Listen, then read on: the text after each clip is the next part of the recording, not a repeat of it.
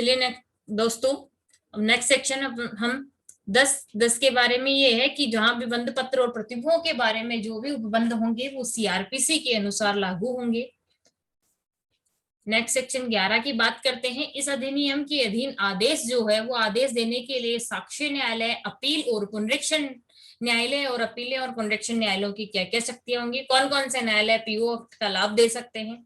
संहिता में या किसी अन्य विधि के अंतर्गत कोई बात होते हुए भी अधिनियम के आदेश, कौन से आदेश है, इस अधिनियम यानी कि पीओ एक्ट के आदेश की बात कर रहा है। इस आदेश के बारे में अपराधी का विचारण और उसे कारावास से दंडित करने के लिए सशक्त किसी न्यायालय द्वारा, उच्च न्यायालय या किसी अन्य न्यायालय द्वारा भी जब मामला उसके समक्ष अपील या पुनरीक्षण न्यायालय में आए तब भी उसे लाभ दिया जा सकता है। तो यहाँ कौन कौन से न्यायालय हो गए। पहला हो गया कारावास से दंडित करने वाला स्वयं न्यायालय, जहाँ ट्रायल कोर्ट की बात कर रहे हैं, एक हाई कोर्ट की बात कर रहा है, और सेकंड हो गया अपील मामले में इन दोनों के अलावा भी कोई न्यायालय। तो यहाँ अपन सेशन न्यायालय या फिर कोई विशेष न्यायालय की बातें कर सकते हैं।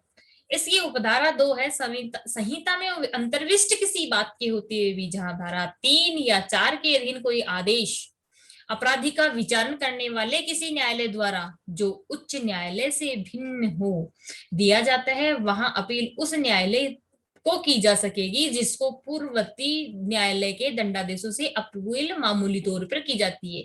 या ये है कि यदि उच्च न्यायालय से भिन्न किसी न्यायालय ने पीओ की धारा 3 और 4 का लाभ दिया है या नहीं दिया है, ऐसा कुछ भी है, तो वहां पर अपीलें जहां उस न्यायालय की, संबंधित न्यायालय की जो अपीलें, रेगुलर अपीलें जहां जाती है उसी न्यायालय में चली जाएगी। अब यहाँ उपधारा 3 की बात करते हैं। किसी ऐसे मामले में जिसमें 21 वर्ष से कम आयु वाला कोई व्यक्ति अपराध करने का दोषी पाया जाता है और वह न्यायालय जिसने उसे दोषी पाया है उसके संबंध में धारा 3 और 4 के अधीन कार्यवाही करने से इनकार कर देता है, तो उसके विरुद्ध जुर्माने सहित और उसके विरुद्ध जुर्माने सहित या बिना कारावास का दंडादेश पारित करता है और जिसकी कोई अपील नहीं हो सकती या नहीं की जाती, तो इस संहिता या किसी अन्य विधि में अंतर्विष्ट किसी बात के होते हुए भी वह न्यायालय जिसको पूर्ववर्ती न्यायालय के दंडादेशों से अपीलें मामूली तौर पर की जाती है या स्वयं प्रेरणा से या सिद्ध दोष व्यक्ति अथवा परिवीक्षा अधिकारी के आवेदन पर किए जाने पर मामले का अभिलेख मंगा सकेगा, उसकी परीक्षा कर सकेगा और ऐसा करने का आदेश पारित कर सकेगा जैसा वह ठीक समझे। देखिए दोस्तों, ये जो उपधारा 3 है ये इसी सेक्शन की बात कर रहे हैं, इसी एक्ट की धारा 6 से बिलोंग करती है कि जहां कोई व्यक्ति 21 वर्ष से कम आयु वाला व्यक्ति है, उसने अपराध कर दिया है और उसके अपराध करने पर संबंधित न्यायालय ने दोषी पाए जाने पर धारा 3 और 4 का लाभ देने से इनकार कर दिया है और उसके विरुद्ध जुर्माने सहित और या जुर्माने के बिना कोई कारावास का दंडादेश पारित कर दिया गया है। मामला ऐसा है कि जहां पे कोई अपील नहीं होती है या फिर की नहीं जाती है, तो किसी संहिता में कहीं भी कुछ लिखा हो, लेकिन जहां पर संबंधित न्यायालय यानी जिसने जो आदेश पारित किया उस न्यायालय की जहां अपीलें होती है वहीं उसकी अपील होगी। और अपील किस स्थिति पर होगी, तो या तो न्यायालय स्वयं प्रेरणा से उससे रिकॉर्ड मंगवा ले या सीधे दोष व्यक्ति या परिवीक्षा अधिकारी के आवेदन पर अभिलेख मंगवा लेगा और परीक्षा करके आदेश पारित करेगा जैसा न्यायालय ठीक समझता है। जब इसकी उपधारा 4 है, जब किसी अपराधी के संबंध में धारा 3 और 4 के अधीन कोई आदेश दिया जाता है तब अपील न्यायालय या उच्च न्यायालय अपनी पुनरीक्षण शक्तियों का प्रयोग करते हुए ऐसे आदेश को अपास्त कर सकेगा और उसके बदले में ऐसे अपराधी की विधि बाबत विधि अनुसार दंडादेश भी पारित कर सकेगा। यानी संबंधित न्यायालय कह सकते हैं ट्रायल कोर्ट ने यदि न्यायालय अपराधी को धारा 3 या 4 का कोई आदेश दे दिया है तो अपील न्यायालय या उच्च न्यायालय जो भी है अपील अपनी शक्तियों का प्रयोग करते हुए, पुनरीक्षण शक्तियों का प्रयोग करते हुए उस आदेश को अपास्त कर सकेगा, सेटिसाइड कर देगा और ऐसे अपराधी को विधि अनुसार दंडादेश दे देगा। लेकिन इसमें प्रोवाइड जो है जो बहुत इंपॉर्टेंट है, परंतु अपील न्यायालय या उच्च न्यायालय उससे अधिक दंड नहीं देगा। किससे अधिक? जो उस न्यायालय द्वारा दिया जा सकता था जिसके द्वारा अपराधी दोषी पाया गया है। यानी जो ट्रायल कोर्ट की जो कैपेसिटी है और ट्रायल कोर्ट में जो दंड देने के लिए न्यायालय के पास जो शक्ति थी उससे अधिक उच्च न्यायालय और अपील न्यायालय भी दंड नहीं देगा। ये था हमारा अधिनियम की धारा 11। पहला इसमें हो गया कि इसका प्रोबेशन ऑफेंडर एक्ट का लाभ, इस अधिनियम के कोई भी आदेश के मामले में उच्च न्यायालय या कोई अन्य न्यायालय या फिर जो ट्रायल कोर्ट है जो ट्रायल कर रहा है वो तीनों न्यायालयों में से कोई भी इसका आदेश दे सकता है।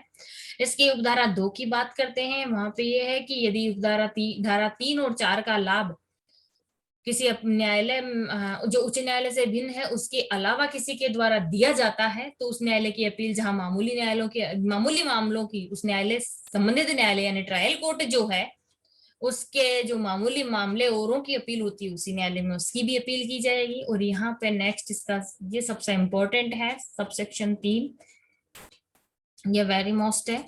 ये कह सकते हैं कि मान लीजिए अपराधी 21 वर्ष से कम आयु का है और उसने कोई अपराध का दोषी पाया जाता है, उसे धारा 3 और 4 पीओ का लाभ नहीं देता है न्यायालय, तो वह या और उसके विरुद्ध जो आदेश है वो जुर्माने सहित हो सकता है, जुर्माने के बिना कारावास का दंडादेश है, उस न्यायालय की उस मामले की अपील भी नहीं होती है, तो न्यायालय वहां पे उस मामले में अपील कर मतलब न्यायालय में अपील की जा सकेगी और स्वयं प्रेरणा से या फिर सिद्ध दोष व्यक्ति या परिवीक्षा अधिकारी के आवेदन पर न्यायालय अभिलेख मंगा सकेगा, परीक्षा कर सकेगा, आदेश पारित कर सकेगा।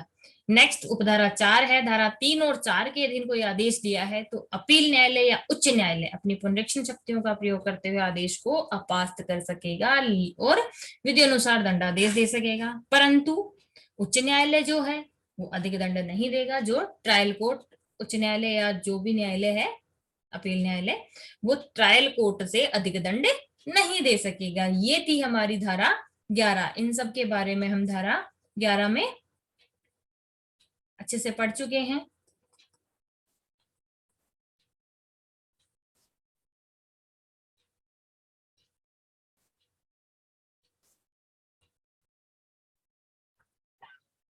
नेक्स्ट सेक्शन है हमारा धारा 12, दोष सिद्धि से संलग्न निर्भरता का हटाया जाना। यदि किसी विधि में कोई बात है उसके होते हुए भी कोई व्यक्ति जो अपराध का दोषी पाया जाता है और उसके संबंध में धारा 3 और 4 के अधीन कोई कार्रवाई की जाती है और ऐसी विधि के अधीन किसी अपराध का दोष सिद्धि से संलग्न है, यदि कोई वो निर्भरता से ग्रस्त नहीं होगा। मान लीजिए कि उसने उस व्यक्ति को धारा 3 और 4 का लाभ दे दिया गया है, कोई अपराध का दोषी है उसे लाभ दिया गया पीओ का, तो उसके विरुद्ध जो निर्भरता यानी निर्योग्यता का जो पॉइंट होगा वो भी हट जाएगा, इसे निर्योग्यता के रूप में नहीं माना जाएगा। परंतु इस धारा की कोई भी बात किसी ऐसे व्यक्ति को लागू नहीं होगी जो धारा 4 के अधीन उसे छोड़ दिए जाने के बाद तत्पश्चात मूलादि अपराध के लिए दंडित किया जाता है। यानी मान लीजिए उस व्यक्ति को धारा 4 पीओ का लाभ दे दिया गया और उस व्यक्ति को छोड़ने के बाद में वो फिर से कोई ऐसा अपराध कर देता है जिसके लिए उसे मूल दंड से दंडित करना पड़े, तो वहां पर हम धारा 12 का लाभ नहीं ले सकते। इसकी नेक्स्ट धारा है 13, परिवीक्षा अधिकारी। परिवीक्षा अधिकारी कौन कौन व्यक्ति होंगे? परिवीक्षा अधिकारी एक तो वह व्यक्ति होगा जो राज्य सरकार परिवीक्षा अधिकारी नियुक्त करेगा या फिर मान्यता प्राप्त होगा राज्य सरकार से। सेकंड, वह व्यक्ति होगा जो राज्य सरकार इस नियमित मान्यता प्राप्त सोसाइटी द्वारा इस प्रयोजन के लिए उपलब्ध किया गया, यानी राज्य सरकार से जो मान्यता प्राप्त सोसाइटी है उसका कोई व्यक्ति हो सकेगा।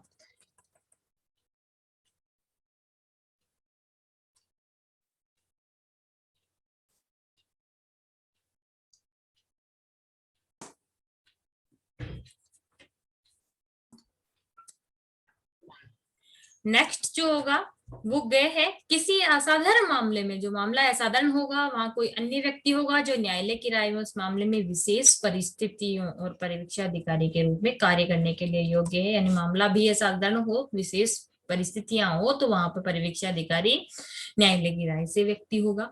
यहाँ न्यायालय की राय से होगा, यहाँ 2 जगह राज्य सरकार की बात कर रहा है। और थर्ड है कोई न्यायालय जो धारा 4 के अधीन कोई आदेश पारित करता है या उस जिले का जिसमें अपराधी तत्समय निवास करता है, जिला मजिस्ट्रेट किसी भी समय पर्यवेक्षण आदेश में नियमित व्यक्ति के स्थान पर कोई पर्यवेक्षण अधिकारी नियुक्त कर सकता है। यहाँ पर यदि किसी ट्रायल कोर्ट में किसी अन्य जिले में रहने वाले व्यक्ति के विरुद्ध अपराध का आदेश सुनाया है और धारा 4 का लाभ दिया है, तो जो पर्यवेक्षण अधिकारी होगा वहां पर उस अधिकारी को कभी भी जिला मजिस्ट्रेट, संबंधित जिले का जिला मजिस्ट्रेट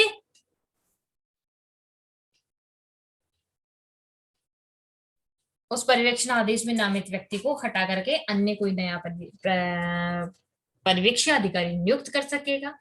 इसका स्पष्टीकरण ये प्रेसिडेंसी नगर को भी जिला समझा जाएगा, ये कोई खास नहीं है हमारे लिए। उपधारा 3 की बात करते हैं। पर्यवेक्षण अधिकारी इस अधिनियम के अधीन अपने कर्तव्यों का प्रयोग उस जिले जिसमें अपराधी तत्समय निवास करता है जिला मजिस्ट्रेट के नियंत्रण के अधीन रहेगा। देखिए दोस्तों, पर्यवेक्षण अधिकारी किसके नियंत्रण में रहेगा? जिला मजिस्ट्रेट के नियंत्रण में। ठीक है, ये था हमारा धारा 13।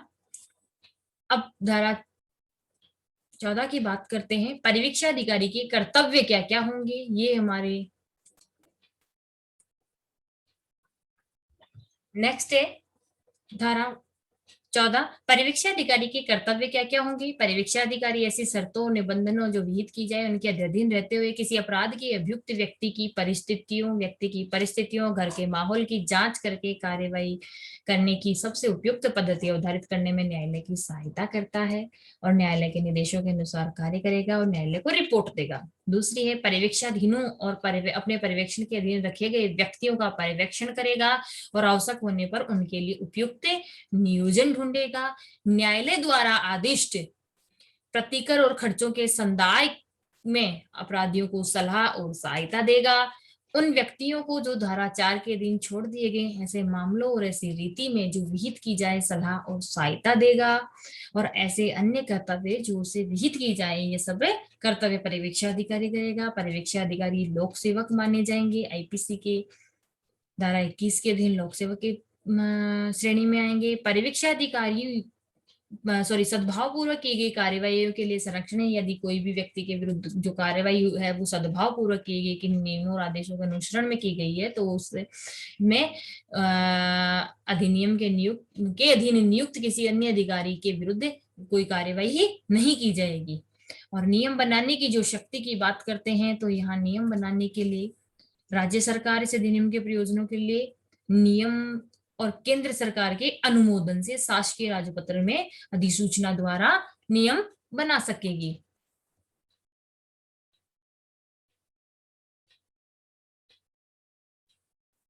नेक्स्ट है विशिष्ट या पूर्वगामी शक्ति के व्यापक प्रतिकूल प्रभाव डालने बिना ऐसे नियम निम्नलिखित विषयों में से सब या किन्हीं का बंद कर सके। पर्यवेक्षण अधिकारियों की नियुक्ति, सेवा, शर्तें, क्षेत्र जिनके भीतर अधिकारिता होगी, पर्यवेक्षण अधिकारियों के कर्तव्य और उन रिपोर्टों का दिया जाना। ऐसी सोसाइटी हो जो धारा 13 की उपधारा 1 के खंड 6 के प्रयोजनों के लिए मान्यता दी गई है, जहां पर्यवेक्षण अधिकारी जहां से लिए जा सकते हैं, या पर्यवेक्षण अधिकारियों के पारिश्रमिक व्यय वगैरह, यानी ये जो उनको रेम्युनरेशन जो दिया जाएगा, पारिश्रमिक जो दिया जाएगा उनके बारे में, अन्य कोई भी से वो उन सब के बारे में। इस धारा के अधीन बनाए गए सब नियम पूर्व प्रकाशन की शर्त के अधीन हो गए। बनाए जाने के पश्चात यथासंज्ञ राज्य विधानमंडल के समक्ष रखे जाएंगे। ये सब कार्यवाही फॉलो करनी पड़ेगी। नेक्स्ट इसकी जो धारा है वो है उपधारा 18। कतिपय अधिनियमितों के प्रवर्तन की व्यावृत्ति। इस अधिनियम की कोई बात सुधार विद्यालय अधिनियम, भ्रष्टाचार निवारण अधिनियम की धारा 5 के 2 अथवा किशोर अपराधियों और पोस्टल स्कूलों से संबंध किसी राज्य में प्रवर्तित विधि के उपबंधों पर प्रभाव नहीं डालेगी। और ये जो कुछ खास नहीं है, धारा 18 के उपबंधों के अधिनियम संहिता के जो 462 के भाग हैं वो प्रवर्तन नहीं होंगे, लागू नहीं होंगे। ये पुरानी संहिता की बात करता है, ये कुछ खास नहीं है हमारे लिए। ये था दोस्तों हमारा पीओ एक्ट पूरा जो हमने कंप्लीट कर लिया। उम्मीद करती हूँ आप लोगों के सबके समझ में आया होगा। अब इसको इन शॉर्ट में हम बात करते हैं। धारा 1 के अंदर इसका नाम और टाइटल है। धारा 2 में इसकी परिभाषाएं हैं। धारा 3 में है कोई व्यक्ति किसी भी व्यक्ति को न्यायालय भर्त्सना पर छोड़ सकता है जो 2 वर्ष से कम के अपराध हैं। 379, 80, 81 और 404 ये अपराध हैं। फिर इसके अलावा जो अपराध, इसके अतिरिक्त जो 2 वर्ष से कम के अपराध है जिनमें पूर्व दोषी नहीं उन्हें सम्यक भर्त्सना के ऊपर छोड़ा जा सकता है। धारा 4 जो है वो परिवीक्षा के बारे में बात करती है। धारा 5 जो है उनके ऊपर कुछ प्रतिकर और जुर्माने की बात करती है। धारा 6 में हम 21 वर्ष से कम के अपराधियों की बात करते हैं। ये सब हम इनके अंदर बात करते हैं। इसके पश्चात ही हम आगे की ओर चलते हैं। के बाद की बात करते हैं, धारा 7 में है बंद पत्र जो होगा उसका, जो परिवीक्षा अधिकारी की जो रिपोर्ट होगी वो गोपनीय होगी। इसकी धारा 8 की बात करते हैं, बंद पत्र की शर्तों में फेरफार। 9 में है जो बंद पत्र की असफल रहने पर न्यायालय की क्या स्थिति होगी, क्या क्या आदेश दे सकेगा। सेक्शन 11 जो है अपील और पुनरीक्षण न्यायालयों में वियोग का लाभ देने की शक्ति। 12 में जो इसकी नियोग्यताएं हैं उनको हटाया जाना। 13 में परिवीक्षा अधिकारी कौन कौन होंगे, और 14 जो है उसमें परिवीक्षा अधिकारियों के कर्तव्य क्या क्या होंगे। ये इसके इंपॉर्टेंट सेक्शन थे जिनको हमने पढ़ा, अच्छे से पढ़ा। फिर भी अगर नहीं समझ में आया तो इसकी नेक्स्ट क्लास हम फिर करेंगे जो इन शॉर्ट में होगी, और इसके साथ में इससे रिलेटेड क्वेश्चन भी आप लोगों के सामने लाए जाएंगे। तब तक के लिए धन्यवाद। सब्सक्राइब करते रहिए, चैनल को शेयर करते रहिए।